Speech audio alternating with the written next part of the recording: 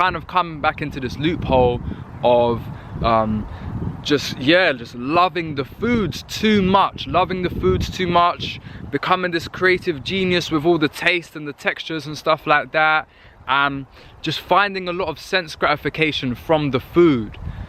And to be honest guys, I thought that this demon, I banished this demon, you know. I shifted so many things on the fast, during the fast, but however, this one demon still remains.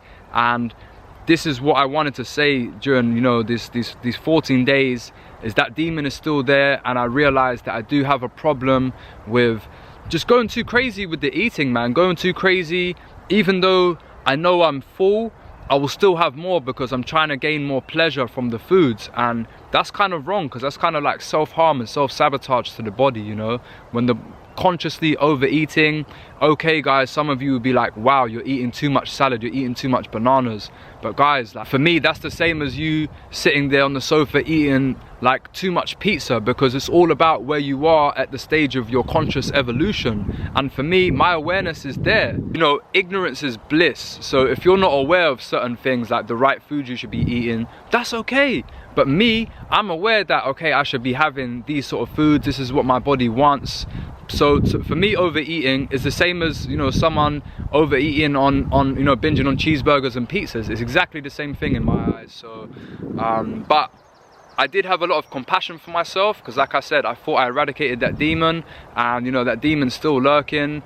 And you know, it must be stemming from the childhood somewhere. Actually, it is from the childhood, that yeah, that this kind of thing has developed, and it's kind of an emotional thing. Yeah, kind of having more compassion for myself about the eating, and also having more awareness now when the situation arises. However, all is not lost. You know, there I was thinking that the path was this easy, you know, I'll do this fast, I'd come off. I've been learning about raw veganism. Raw veganism is the way forward, guys. I may not fully transition this year. I probably will eat some cooked foods this year, but in the future, 100% I will become raw vegan.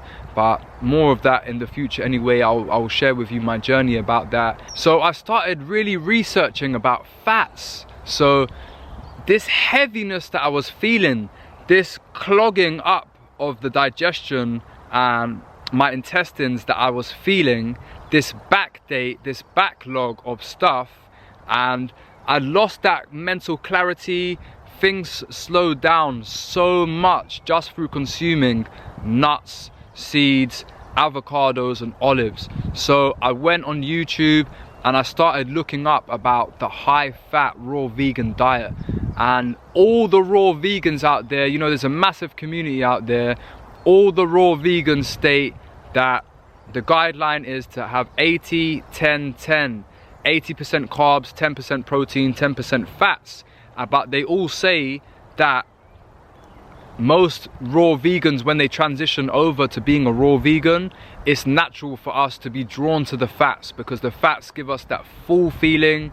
You know, fats have more calories than protein and carbohydrates. Yeah, generally we get more like sense gratification from the fats. Come on guys, nuts, seeds, avocado, olive, coconut, all these things are divine for me personally. However, everyone said, all the raw vegans are saying that exactly what I was experiencing is that it slows you down so much. From having a high water content raw diet, the clarity, the presence is unreal, guys, honestly.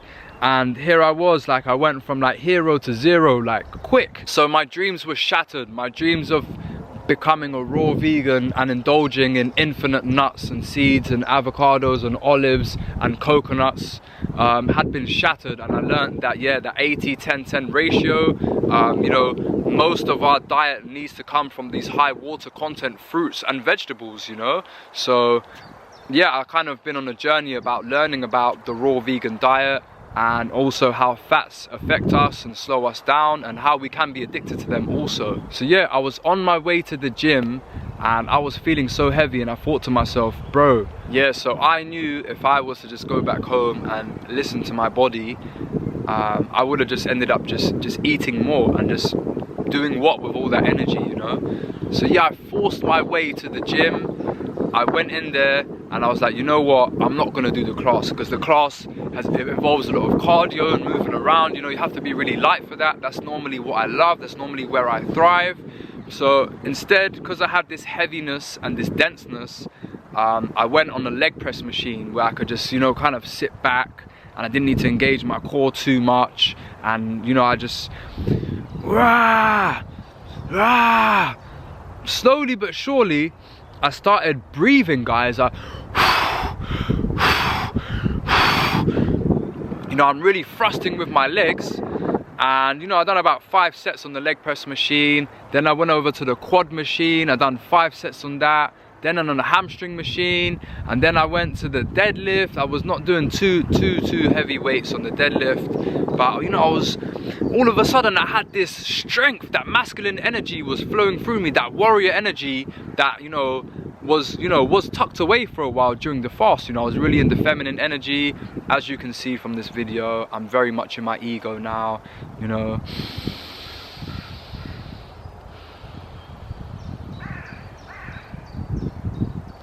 Of course, that's what eating has done. It's really put me back in the ego. You know, like I said, the ego constantly wants to be gratified, and that's kind of what I've been doing, is a lot of feeding the ego, and the ego's having the best time ever consuming all these foods. But like I said, it's a futile pursuit, constantly feeding the ego, because look how many smoothies I've had, and it's like wanting more, and like, you know, where does it end? Where does it end? The ego's never truly satisfied. So yeah, I need to work more on the spiritual aspect and nourishing spirit, really. But anyways, I found myself going in. All of that energy from the fats that was just stuck up in me, making me heavy, was now being dispersed, and I was going in on the legs. Then I done a bit of the back machine, and then I went to go do some cables, and I actually started working with this guy. He was actually fasting. He was on Ramadan. He was quite a big guy, but he was doing like lighter weights because he was fasting. And wow, working with this guy really pushed me to do way more than I ever would have done.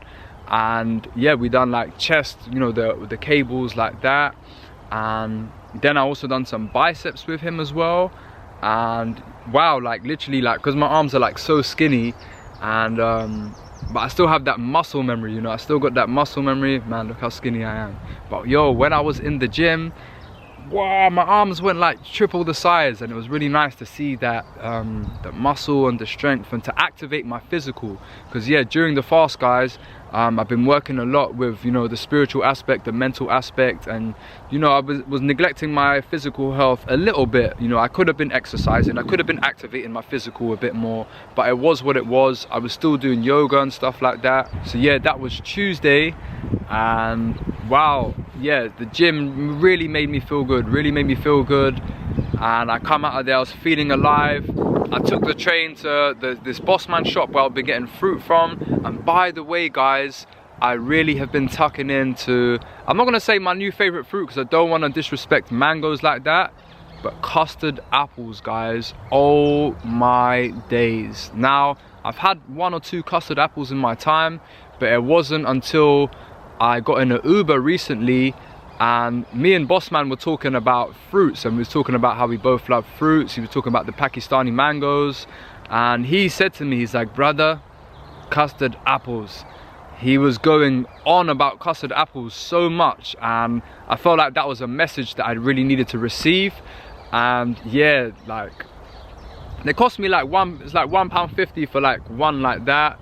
Sometimes you know, like, I think 2 days ago I sat there and ate like 4 of them, so it was quite expensive. But wow, the custard apples are divine. If you've never had one before, definitely go and find yourself a custard apple. They've been my favorite fruit on the fast thus far, 100%. Yeah, so I was feeling alive after the gym session. I finally dispersed all that energy from the fats. I activated my physical. I was feeling alive. I was feeling, you know, really like, really in the masculine energy. However, guys, I woke up in the next day feeling heavy once more. I was feeling heavy, and I was like, damn, these fats are really taking their toll on me. But what did I do again? I continued to have another smoothie with the seeds, obviously not as much as I had on the prior days. And I remember this evening I went to Wisdom Wednesdays, an event that they hold at the Radha Krishna Temple on Soho Street here in London, the Hare Krishnas. I haven't tasted the prasadam, which is the blessed food, you know, that the Hare Krishnas provide, which has all been offered to Krishna. It's a very sacred process. I haven't been able to eat prasadam for a while due to the fast. The best salad was waiting for me there. The salad had avocados in there, tomatoes, some pomegranate, I think some raisins, a few cashews. So you can imagine, for me, that was complete. And I went in. I always eat a lot of prasadam when I go to the temple.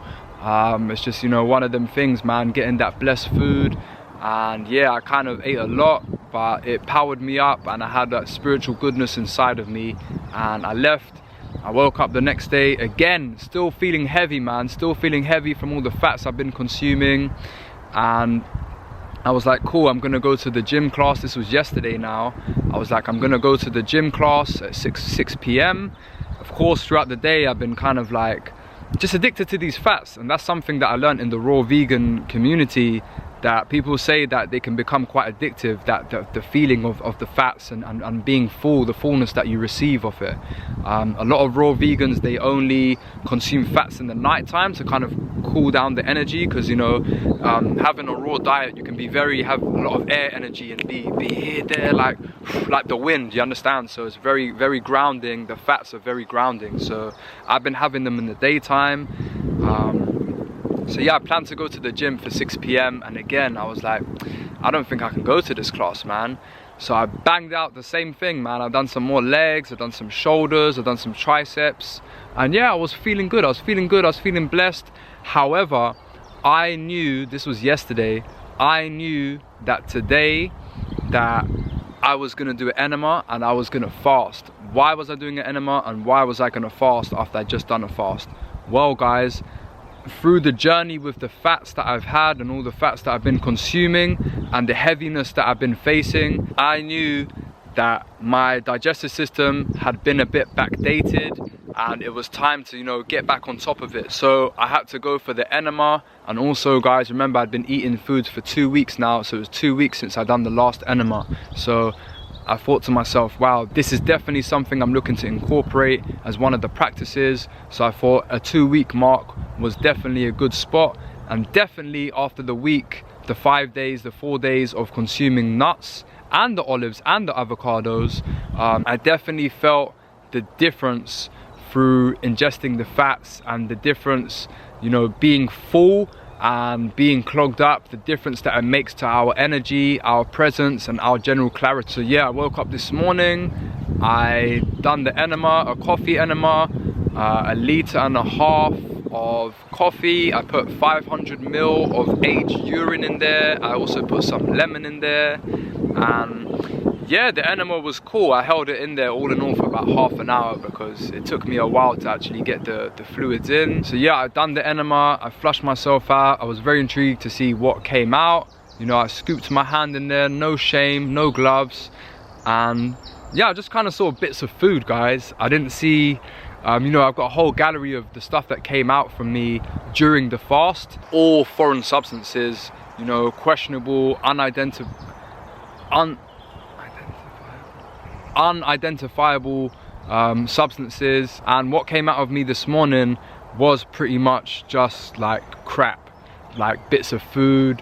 I even thought I saw like some bits of olive and stuff like that. You know, I was quite disappointed because part of me wanted to get like more crap out, but then I was like, now hold on, we already got everything out. We already got all the mucoid plaque and parasites, all that stuff out. And here I was 2 weeks eating, and it's just general, just like bits of food and bits of poo. So, and after that, guys,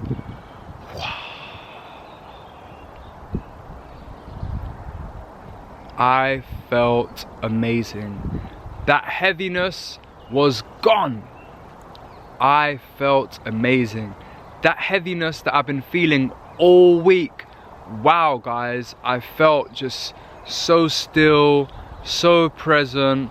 And you know, from the moment the fluids go in with the enema, it's like it's a real sacred thing. Like something just changes in you, like you're just like going through this like sacred process, this sacred cleansing process.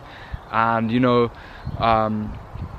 yeah, like I've done that, and I re-nourished myself with a carrot juice, carrot, apple, ginger, celery, and I had a bit of lemon left over. I don't really use lemons, I prefer to use lime. However, there was a bit of lemon left over from the enema, so I made a nice juice. And I also got back on the broth.